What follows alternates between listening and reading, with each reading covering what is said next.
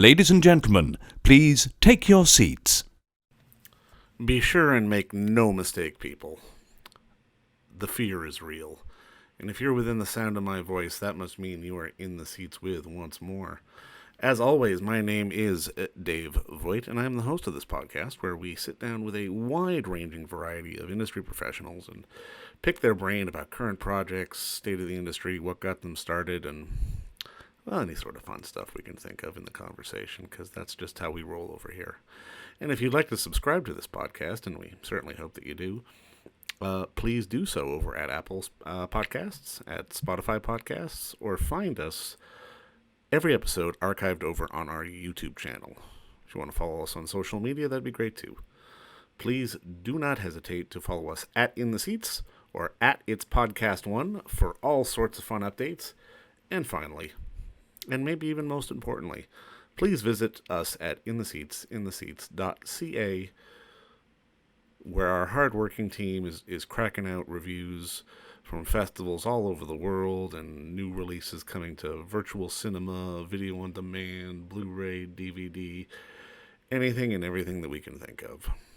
And on today's episode, we're dealing with a real fear. We're dealing with something that, you know, you wouldn't think is a fear, but it's legit. And when you see this film, it's one of those things that you can really start to appreciate after the fact. It's called The Fear of Dancing, and it's from director Michael Allcock, and it is streaming on the CBC Gem platform as we speak.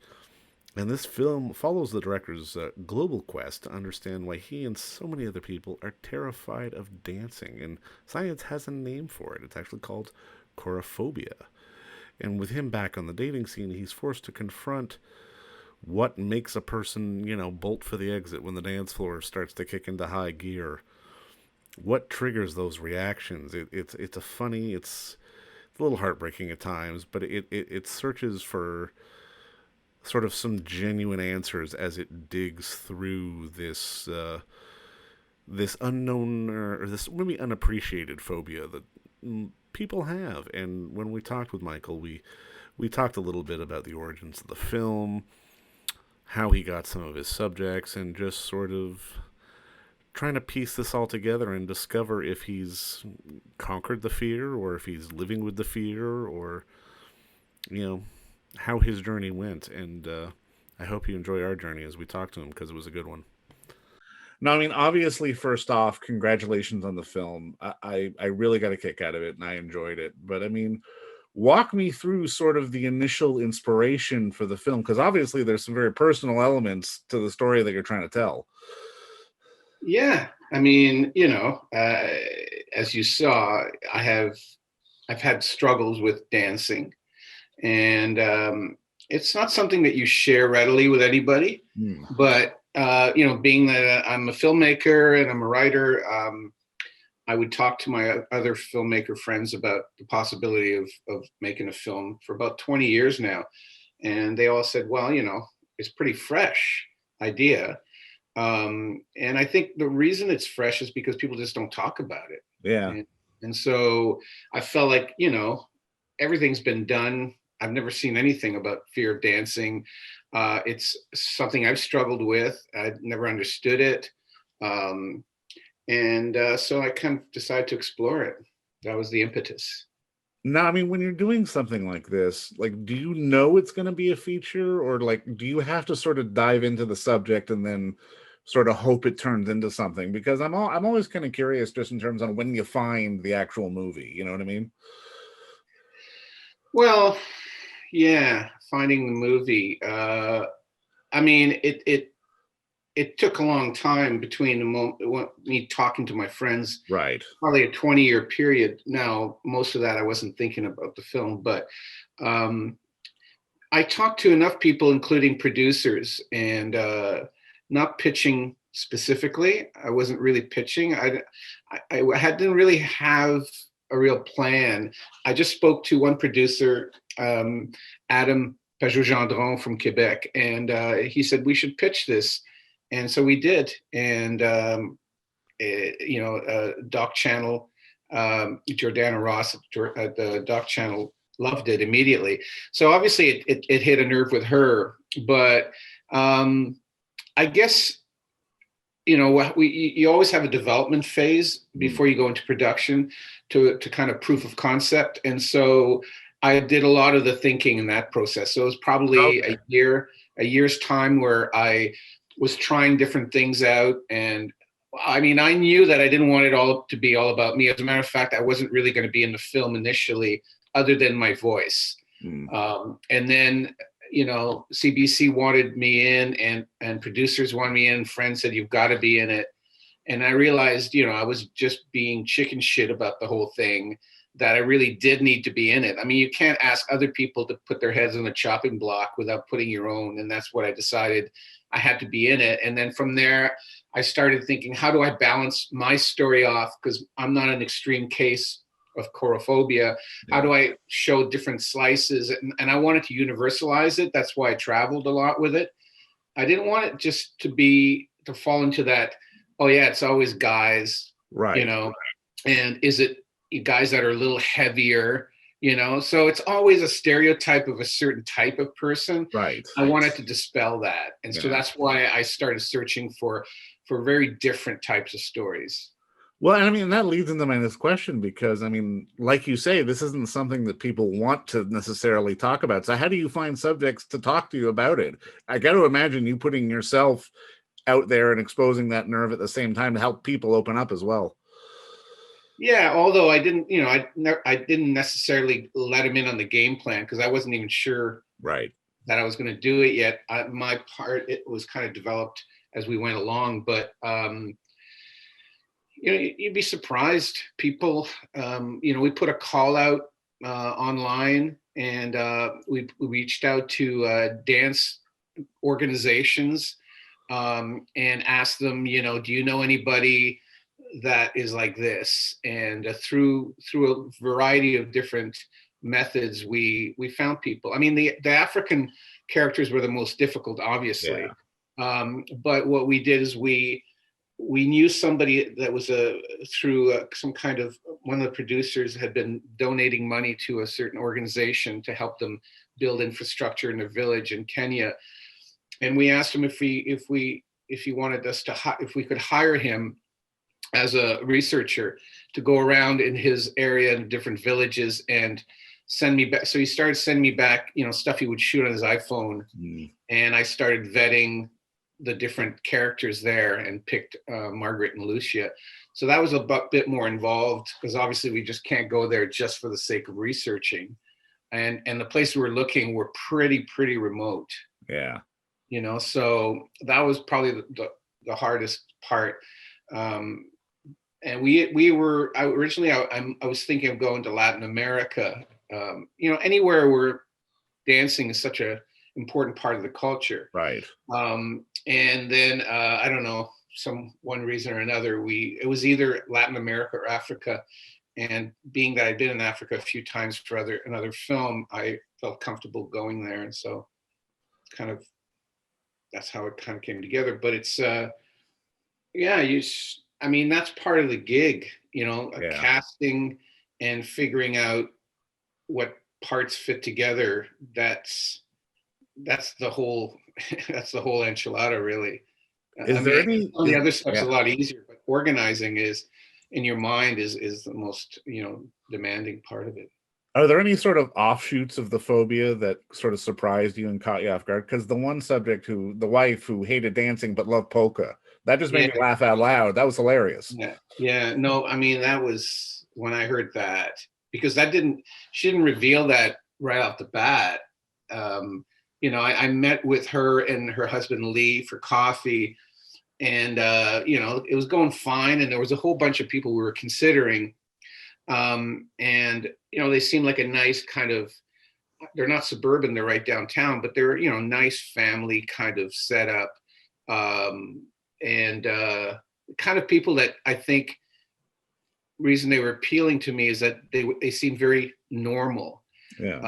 Right, and because people expect kind of kooky characters all the time, and so I thought that they were obviously very much in love. They were a nice couple, and then suddenly she dropped the whole thing about "Oh, but I do love dancing polka." And I went, "All right, this is going to be good." So that was really a bonus. That came out of nowhere.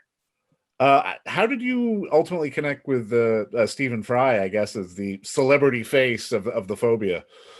Yeah. Well, we didn't seek out a celebrity, but it was when in our research phase, we uncovered a blog that he had posted for a couple of years back, and it was just dripping with hatred for dancing. And I thought, this guy is the most extreme.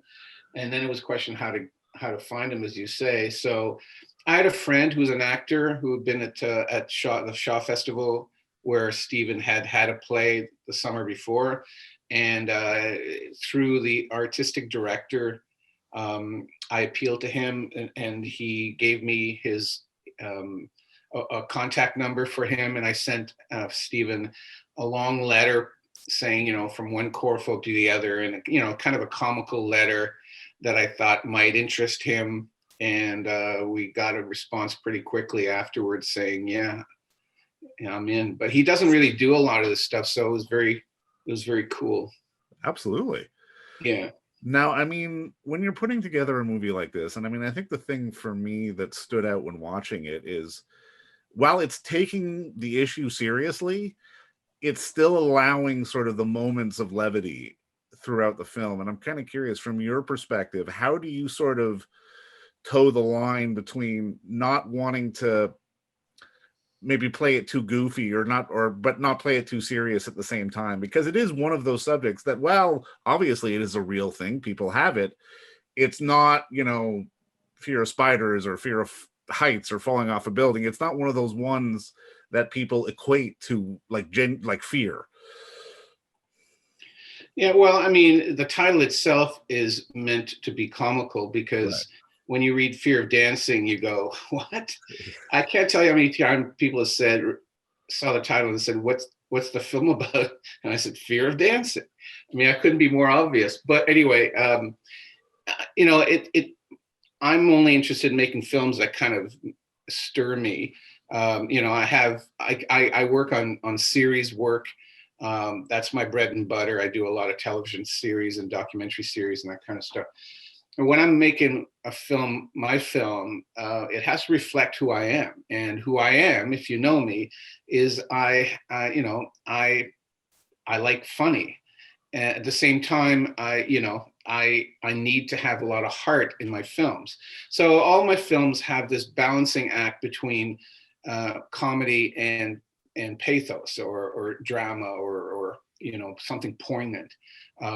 Everything that I read, everything that I am a fan of, like the Coen brothers, Fargo is a great example of that kind of interplay of really dreadful violence and I don't know if you remember the wood chopping scene, but yeah. that's a perfect example of how, but people laugh at that. There's nothing funny. If that was a member of our family, we wouldn't be laughing. Oh no, of course not. Yeah. So they know that it's an age-old idea.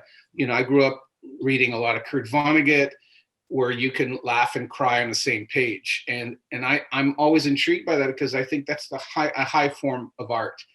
And I always strive for it to try to take you to some place where you feel like there's funny and then just drop something on you or vice versa. And I think, laughter and tears are the strongest emotions that we have. And to draw those out through something that you've created, to me is the goal. Yeah. It's the strongest accomplishment that you've done something, you've had an impact on people. You may still not like the film, but there are moments where you felt like you had tears in your eyes. And I've seen lots of people at some screenings that cried very specific spots, but then laughed their asses off at mostly at my expense, but whatever. Why do you think we lose that in documentary sometimes? Because especially with the documentary form, a lot of people tend to think of it as like an issue doc or a talking head doc, and there isn't always or at least the filmmakers of the issues don't engineer even any kind of moments of levity in them sometimes. If you know what I'm saying, because No, I think that's you're asking, the question that's central to how I see documentaries, which is, I don't make issue documentary, but there are a lot of issues in my documentaries. yes, yeah, There's body issues, there's race issues, there's identity issues in this documentary, but you know people might see it on the surface as something that's light or something that's not taking itself too seriously, which is a mistake. But I'm not comfortable making very straight up right. journalistic Mm. documentaries where you start with a thesis and in the end you have a conclusion or you've wrapped it up. And I'm not saying that all journalistic or all Oh, of course issue not. docs Yeah, do yeah. that, but a lot of them do, and I'm not particularly good at that. I'm not particularly interested in that. I'm more I try to what I try to do is borrow more from the film tradition than the documentary tradition. And I think you would see that if you saw two or three of my films, that I steal filmic ideas in how things are cut or timelines and that kind of stuff. I think people love it in film. Why wouldn't they love it in documentaries?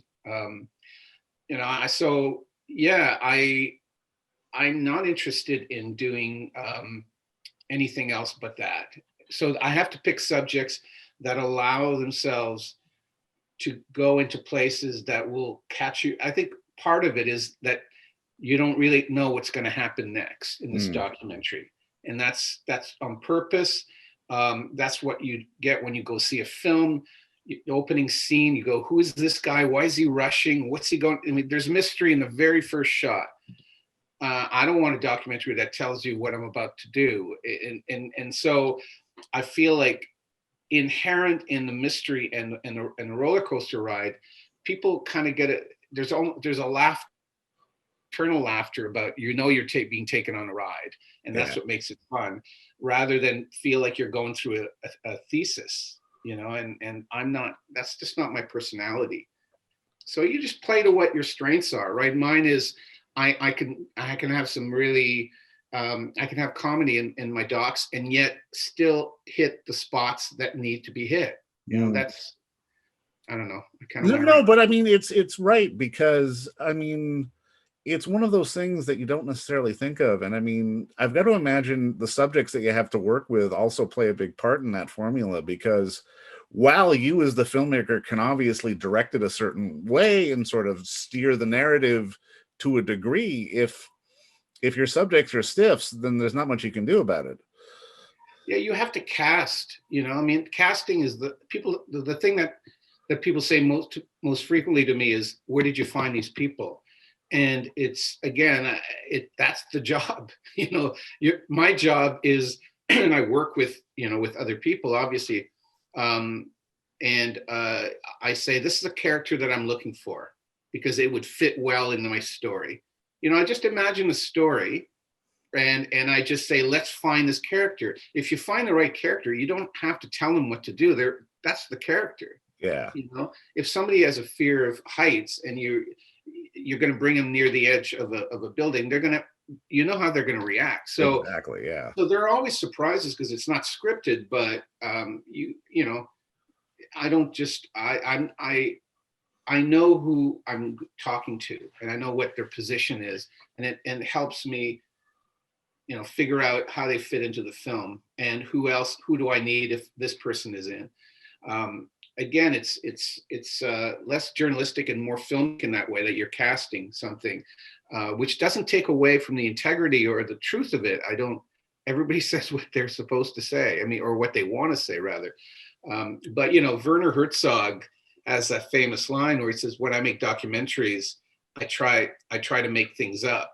And when I make films, I try to make them as real, like Fitzcarraldo, right?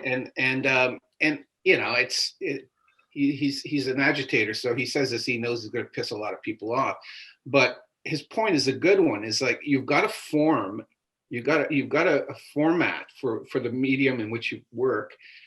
Shake it up, And I think that by being more inventive in how you present your doc, you're flirting with film tradition rather than filming with the journalistic tradition or news tradition.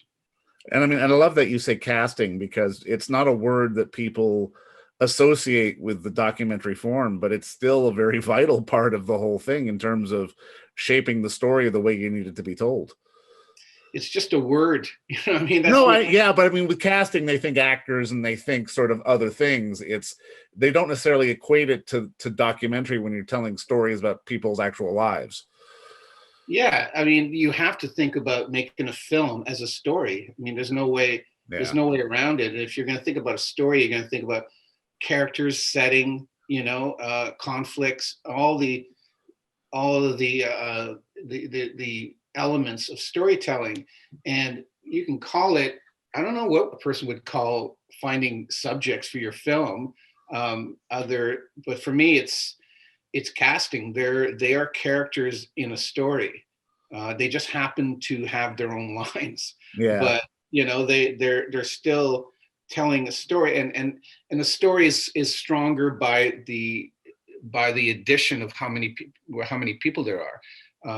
A lot of people follow one subject, and God, I'd like to do that in a way, because in a way it's a little bit easier. If you find a really great subject, it's happened a couple of times, but a film like this needed a lot of different voices. And so, you don't want to tell the same story 2 or 3 times.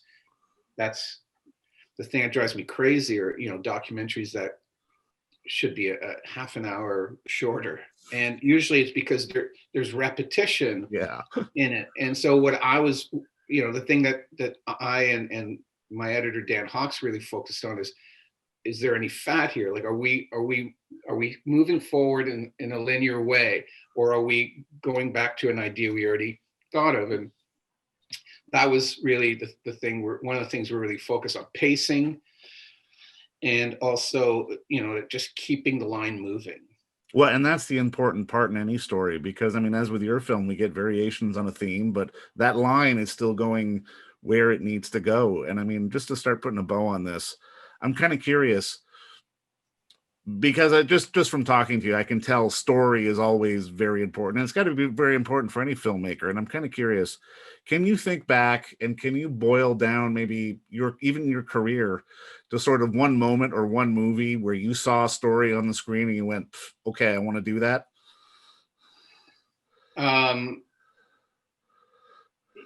Yeah, it's happened a lot. But I think when I was in university, I went to see a Quebec film called Leolo, and it blew my mind. The inventiveness of it. It wasn't a documentary.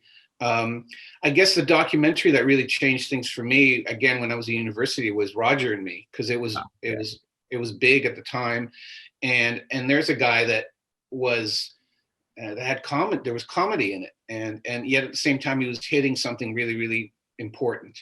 And so, yeah, I mean, I wouldn't say I'm a super fan of Michael Moore's, but I think he's made a couple of amazing films, and certainly the inspiration in the early days at university was Michael Moore. I think his DOP came to our university and spoke to us, and that was pretty cool. But I watch mostly scripted films. I mean, I get a lot of inspiration for how the stories are told, because at the end of the day, no matter what the subject is and how important it is to get a message of whatever it is you're trying to get across, the audience needs to be entertained. And that's sometimes a dirty word in documentary, but they need, so, and I don't mean like, having gratuitous anything. I just mean, you have to take them on a story, and you have to hold information back so that they can be sucked into it and want to go on this, like Searching for Sugarman. I mean, it could have been told in a much simpler way, where they would reveal stuff earlier. They were just really dragging you on, and sometimes it's like, oh, come on, man, why didn't you tell us that earlier? But it can be maddening, but at the same time, we are designed to absorb stories in a certain way. And I think, and so that's why I steal a lot of ideas from from films, and there's always something to process and go, okay, how do I apply that to documentaries? Yeah. And that's, so yeah, that's a very inspirational thing for me, is films like that. And the Coen brothers, I love those guys. Oh, for sure. Yeah. Yeah. So, but I mean, I love Werner Herzog. Grizzly Man is one of my favorite dogs. Werner's the best. Oh. I was a big fan of, his early films, Vernon, Florida, films like that, Mr. Death. And they all had a bit of a wink in them. They all had, something subversive about them that I really enjoyed. And an awareness that you are working in a certain medium, and how are you going to use that medium to your best advantage. And I think your film has a little bit of that wink too. And I mean, last question, it's the fear of dancing, and a lot of this film is about your fear of dancing. Now, my question is, for you, at the end of this process, have you conquered the fear of dancing, or are you at peace with the fear of dancing? I wouldn't use the word conquered, but I think I think I worked it out of myself. Okay. I mean, it's like I just got tired of my whiny voice. I got tired of complaining about fear of dancing. I'm never going to be the guy that says, hey, let's go out dancing. I mean, that's not going to be me. But if I'm somewhere and, an interesting woman speaks to me and really wants to go dancing, and I don't think I'm going to resist. Let's put it that way. Well, that's a good note to end on. And you know what? Thank you for the time today, and congratulations again on the movie. Thanks very much. All right, cheers, man.